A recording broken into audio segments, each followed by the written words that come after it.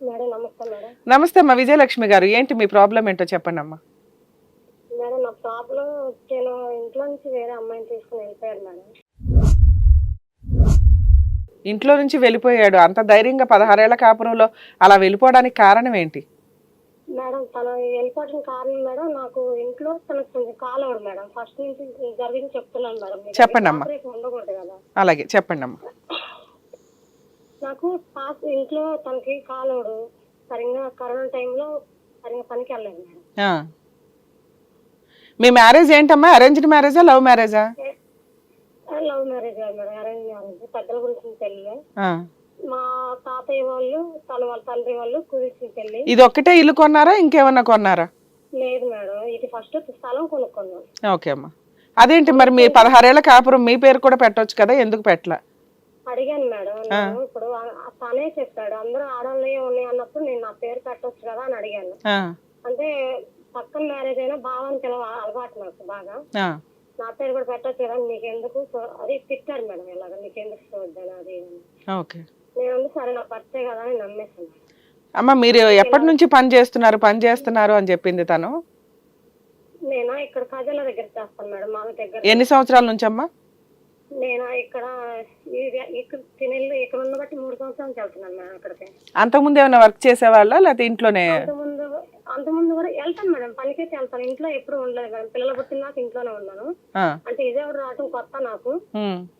ఆ తర్వాత ఇక్కడికి వచ్చిన పిల్లలు పుట్టిన తర్వాత ఇంకెళ్తున్నాను పనికి, ఏదో పనికి వెళ్తానే ఉంటాను, తీసుకొస్తానే ఉంటాను, చేస్తానే ఉంటాను. తీసుకొచ్చిన అమౌంట్ ఎవరికి ఇస్తావమ్మా డబ్బులు? అవి ఇంట్లోనే ఖర్చు పెడతావా?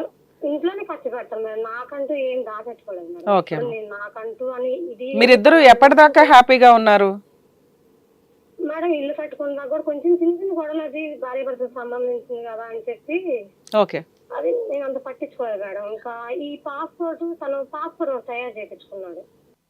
ఏంటిదమ్మా? పాస్పోర్ట్ మేడం, అంటే పాస్పోర్ట్ చేయించుకున్నాడా? ఓకే, దాని గురించి చేయించుకున్నాడు మేడం. అది నా బయటపడింది, నాకు చదువు లేదు. వేరే వాళ్ళని అడిగితే వాళ్ళు ఇలాగక్క ఇది ఇలా వెళ్ళేది, వేరే దేశాలు వెళ్ళడానికి పాస్పోర్ట్ రెడీ చేయించుకుంటున్నాడు. ఇలా చేయించుకున్నాడు అక్క. అది 2016లో చేయించింది మేడం, తను చెప్తే తెలిసింది నాకు కూడా.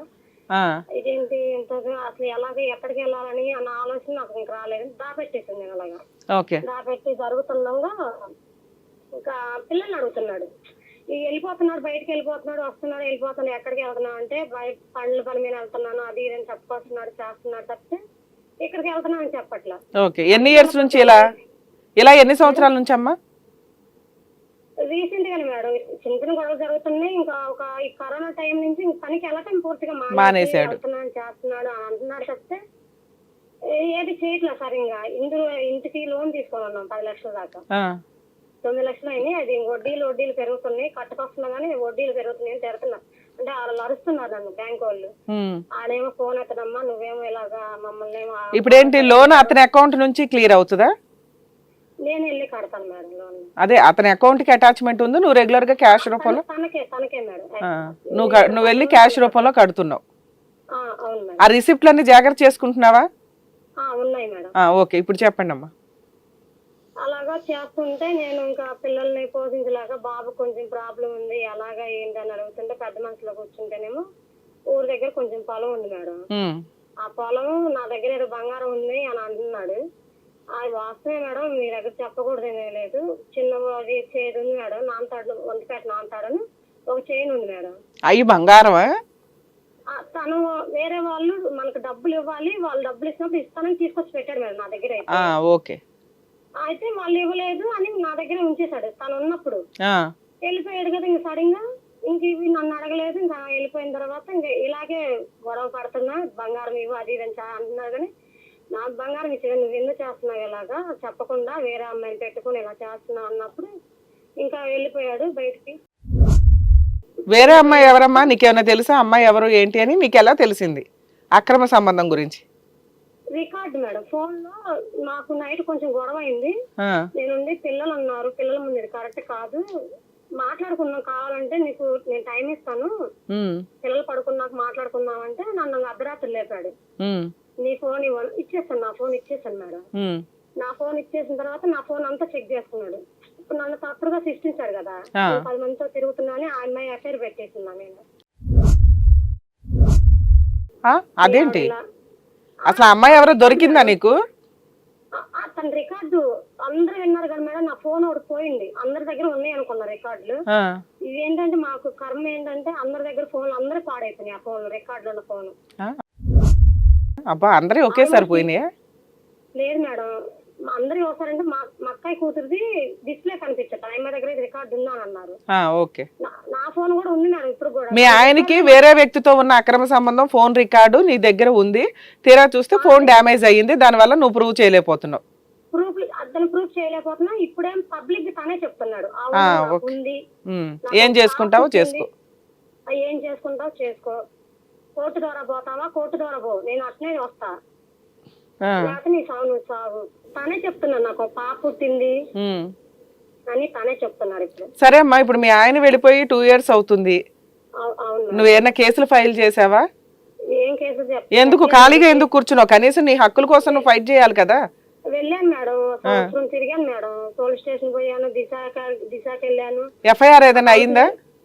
ఎఫ్ఐఆర్ ఏం చేయలేదు. వాళ్ళు ఏం చెప్తున్నారంటే మేడం, ఎందుకమ్మా 2 పిల్లలు ఉన్నారు, నువ్వు కేసు పెడతావు, కోర్టు చుట్టూ నువ్వు తిరగాలి, పిల్లలు తిరగాలి, నువ్వు పని పోతేనే జరిగిద్ది అంటున్నావు, ఈ ఎక్కడ పెట్టుకుంటావమ్మా, సరే చూడమ్మా మారతాడేమో అని చెప్తున్నారు మేడం. మారతం అంటే వస్తాడు, ఇప్పుడు నీ దగ్గర లేడు కదమ్మా, వస్తాడేమో అని చెప్తున్నారు.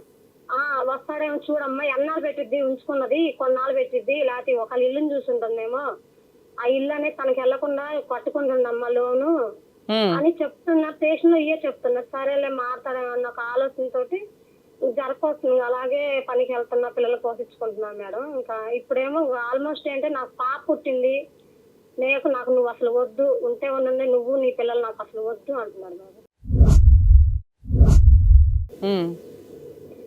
సరే పిల్లల పేరు మీద రాసేసి నేను అన్నాను మేడం, నేను అప్పు చేసుకుంటాను, లోన్ ఇద్దరం తీర్చేసుకుందాం, ఆ ఊరు దగ్గర ఉన్నది కూడా అమ్మేసి లోన్ కట్టేద్దాం అన్నాను మేడం. అట్లా ఒప్పుకోవట్లే, ఊరు దగ్గరది ఆయనకు కావాలంట, బంగారం ఆయనకు కావాలంట, ఈ లోన్లు 10 లక్షలు నేనే కట్టుకోవాలంట, ఇల్లు పిల్లల పేరు మీద రాస్తారంట మేడం. ఇల్లు ఎంత వాల్యూ చేస్తుందమ్మా? ఇది ఒక 50 చేయొచ్చు మేడం. 10 లక్షలు నువ్వు లోన్ కడితే చెరొక 20 లక్షల కింద పిల్లల పేరు మీద రాస్తాడు. అంతే మేడం. నాకంటే ఇప్పుడు నేను పుట్టింటి తరఫున అమ్మేశాను మేడం, నాకు ఒక 14 లక్షలు దాకా వచ్చినాయి, 12 లక్షలు నేను అప్పు తీర్చాను మేడం. నేను చేసింది ఇంటి మీద చేసి మొత్తం నేను అప్పు తీర్చాను. ఏది ఇప్పుడు ఇంటి లోన్ కూడా క్లియర్ చేసేసావా?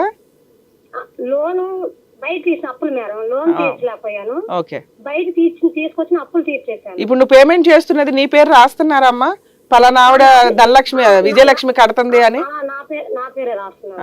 ఓకే అమ్మా, సరే ఇప్పుడు మీ డౌట్ ఏంటి, ఏం అడుగుదాం అనుకుంటున్నారు మేడం? నేను అనేది ఏంటంటే మేడం, ఇప్పుడు నేను పెట్టిన ఆస్తి నేను అడగట్లేదు మేడం. ఇప్పుడు నా హెల్త్ ప్రాబ్లం ఉంది, నేను నా గురించి నా పిల్లల భవిష్యత్తు ఏంటి, పిల్లోడికి ఇంకా 2 ఆపరేషన్ పడతాయి మేడం. ఆపరేషన్ అంటే ఎందుకు? ఆపరేషన్ బాబుకి కాళ్ళకి బోన్స్ పెరిగాయి మేడం. బోన్స్ తనకు తెలుసు మేడం, తనకు తెలుసు అన్ని, కానీ పట్టించుకోవడం ఇంట్లో ఏమి. ఎంత ఖర్చు అవుతుందమ్మా హాస్పిటల్ ఖర్చు సుమారుగా?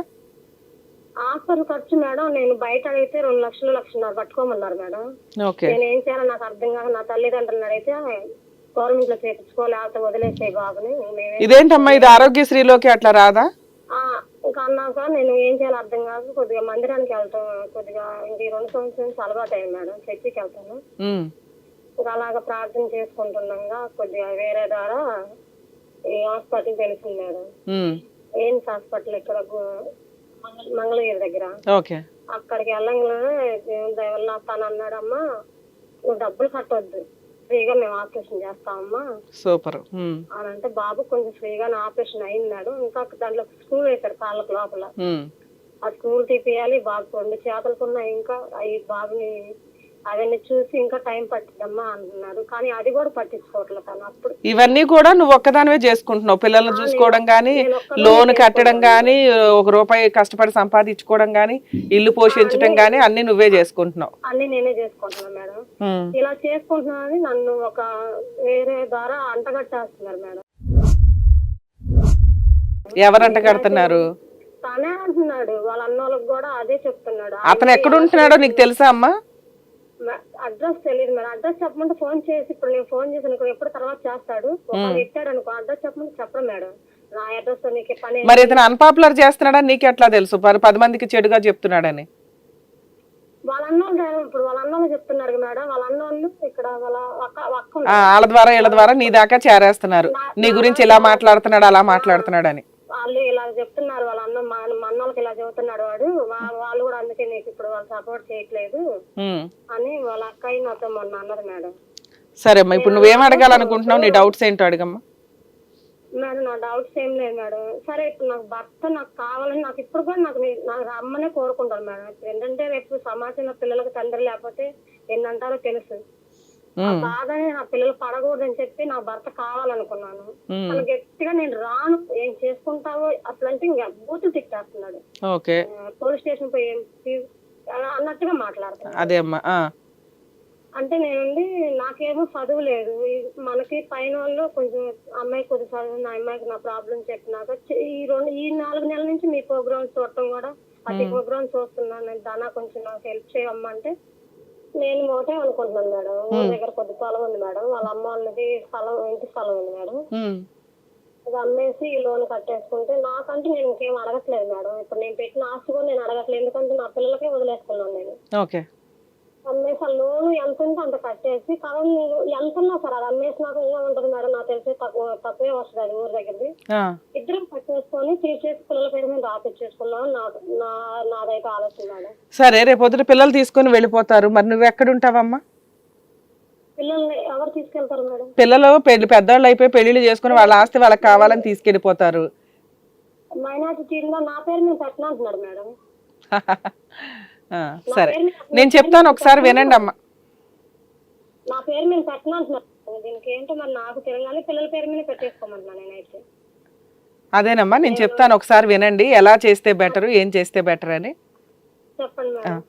నువ్వు చేసిన మిస్టేక్ ఏంటంటే, ఎంత తిరుగుతున్నా గానీ నీ క్యారెక్టర్ దాకా విషయం వచ్చేసి నీ క్యారెక్టర్ తక్కువ చేసి మాట్లాడుతున్నా కూడా సొసైటీ కోసం నాకు భర్త ఉండాలండి అనుకుంటున్నావు చూసావా? అది భర్త ఎప్పుడైనా చెడిపోతే భర్తని బాగు చేసుకోవడానికి నువ్వు వాతలు పెట్టాలిగా. వదిలేసి హ్యాపీగా 2 years నుంచి తిరగమని వచ్చినా పర్వాలేదండి అంటే ఎట్లాగమ్మా? అర్థమవుతుందా? నువ్వు ఆ రోజే ఒక అమ్మాయిని తీసుకొని వెళ్ళిపోయినప్పుడు 2 పిల్లల్ని ఎవరు చూస్తారా, నన్ను ఎవరు చూస్తారు, నా సంపాదన అంతా ఇంటికి పెడితే నీ ఇష్టం వచ్చినట్టు నువ్వు గాలి తిరిగితే ఎట్లాగాని నువ్వు అడగాలి కదా. అడగాలంటే ఏం చేయాలి? పోలీస్ స్టేషన్కి వెళ్ళి కంప్లైంట్ ఇవ్వాలి. మీలాగా అమాయకంగా వెళ్ళినప్పుడు చాలా సందర్భాల్లో పోలీసులు ఏమంటారంటే, పాపం ఎందుకు సింగిల్గా మిమ్మల్ని కోర్టుల చుట్టూ తిప్పడం అని. అమ్మ కోర్టుల చుట్టూ తిరిగితే సంవత్సరాల తరబడి కేసులు పడతాయి, నువ్వు ఏమో పని చేసుకోవాలి, కోర్టు చుట్టూ తిరగాలి, ఎలా అమ్మా అని అంటారమ్మా. ఇలా అనే వాళ్ళందరికీ ఒకసారి చెప్తున్నానండి, పోలీస్ స్టేషన్లోనే కాదు ఎక్కడైనా కానీ లీగల్ ప్రొసీడింగ్స్ అనేవి డిలేగానే నడుస్తాయి. అలా అని మన హక్కులు మనం వాడుకోకుండా మానేస్తామా? ఇప్పుడు నువ్వు ఆ హక్కులు వాడుకోకపోవడం వల్ల నీకు లీగాలిటీ అంటే న్యాయం జరగాల్సిన పరిస్థితులు వీక్ అయినాయి. 2 అతనికి స్వేచ్ఛ ఎక్కువ వచ్చేసింది. నువ్వు ఆ రోజే స్ట్రాంగ్గా కంప్లైంట్ ఇచ్చుంటే అతను భయం స్టార్ట్ అయ్యేది. నువ్వు అడుగుతున్న కండిషన్స్ తోటి నీకు సెటిల్మెంట్ జరిగేది. నువ్వేమీ అత్యాశతో అడగట్లేదు, నీకు సంబంధించి నువ్వు ఉన్న వాటిలో జాగ్రత్తగా అడుగుతున్నావు. నువ్వేమైనా అత్యాశగా అడిగితే అమ్మ నీ అత్యాశకి ఇంత సెటిల్మెంట్ అవ్వదులే అని చెప్పేదాన్ని. నువ్వు పర్ఫెక్ట్గా అడుగుతున్నావు. ఏంటి ఉన్నదేదో అమ్మేసి ఫిక్స్డ్ డిపాజిట్గా అదేదో లోన్ ఏదైతే ఉందో అది క్లియర్ చేసి పిల్లల పేరు మీద రిజిస్ట్రేషన్ చేయి, లేదా మా ముగ్గురు పేరు మీద రిజిస్ట్రేషన్ చేయి. నువ్వు నీ గాలి తిరుగులు నువ్వు ఎక్కడ తిరుగుతావు తిరుగు, నువ్వు ఇంకో దాన్ని చేసుకున్నాను అన్నావు అక్కడ చావు అని చెప్పాలి. అలా అతను చెయ్యాలి అంటే నీ ఫైటింగ్ నువ్వు చేసుకుంటూ వెళ్ళాలి. నువ్వు అతనికి వాతలు పెట్టకపోతే అతనికి ఎప్పుడు తెలుస్తుంది బాధ? నువ్వు పని చేసుకుంటున్నావు కాబట్టి సరిపోయింది.